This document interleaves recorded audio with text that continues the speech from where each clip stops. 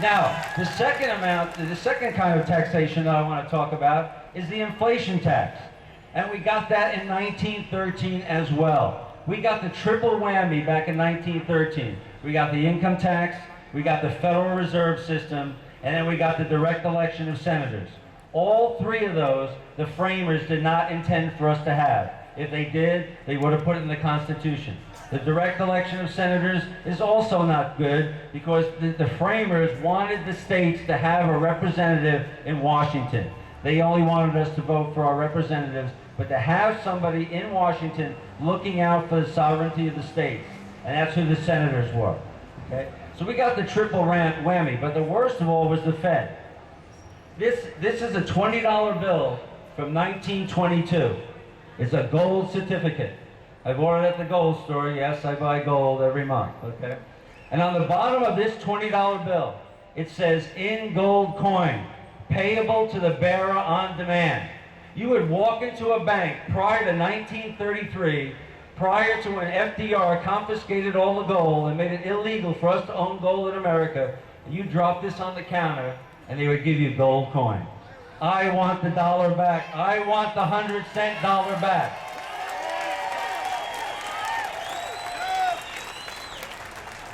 When they brought out the Fed in 1913, the dollar was worth 100 cents. Even the government will tell you today that the dollar is only worth 4 cents. So that's the other evil tax that we face besides the income tax. We face the inflation tax because the Fed, Greenspan, Bernanke, all those guys keep inflating. When I was on spring break, they printed $1.25 trillion out of thin air. You know what's going to happen to inflation in a few years? I'll tell you what, it's going to make sure Obama's a one-term president.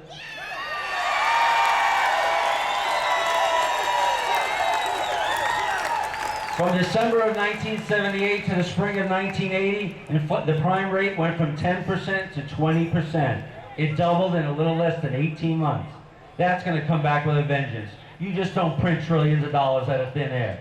So not only do we have to find out about the evil and pernicious income tax, we also have to know about the inflation tax as well, and that's where the Austrian economics comes in hand, the free market economics that Ron Paul studies, I study, Peter Schiff, Kevin Duffy, and guys like that who know what's going on and invest their money based on the Austrian business cycle theory. Let's get that 100-cent dollar back. All right, now we got another tax. It's called the military tax or the war tax. My heroes were the founding fathers and the framers. In his farewell address, George Washington said, "We must beware of foreign entanglements, friendship with all, alliances with none." Thomas Jefferson said, "We must stay out of Europe. They are nations of eternal war." And then when he cut the Navy and the Army in half, when he became president, they said, "Tom, what are you doing?" He said, "I don't want a big Navy floating around out there. It's just going to get us in trouble. We've got to leave other people alone." The war tax is $1 trillion a year. Nobody wants us to tell them, you need democracy. You need a new ruler. We can't depose heads of state. We can't install other governments and foster revolutions. If you read Legacy of Ashes, the history of the CIA, you can see what they've been up to since 1947. I don't agree with Chalmers Johnson on his economics, but when he wrote that trilogy, Blowback, The Sorrows of Empire, and Nemesis, The Last Days of the American Republic, you can see what it's like to pay that $1 trillion war tax and all the mayhem that it causes around the globe. We've got to leave other people alone. You and I are paying $1 trillion a year for that tax.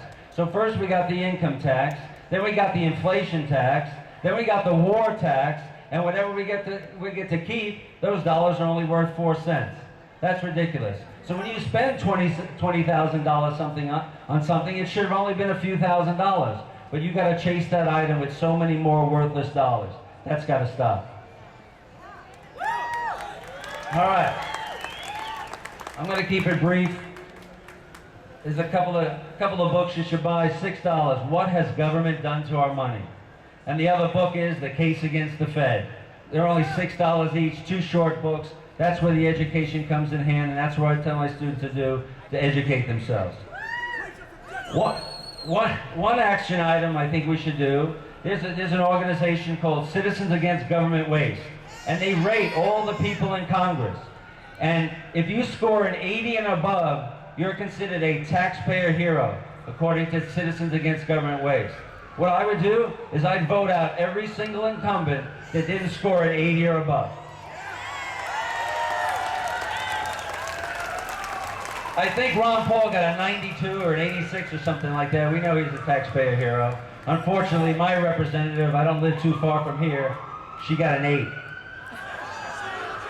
We got to vote out those incumbents that score less than an 80. All right, I'm going to finish with a James Madison quote. And James Madison knew 220 years ago about these 3 taxes that I talked about. And in this quote, debt would refer to the federal income tax, the Federal Reserve tax, the inflation tax.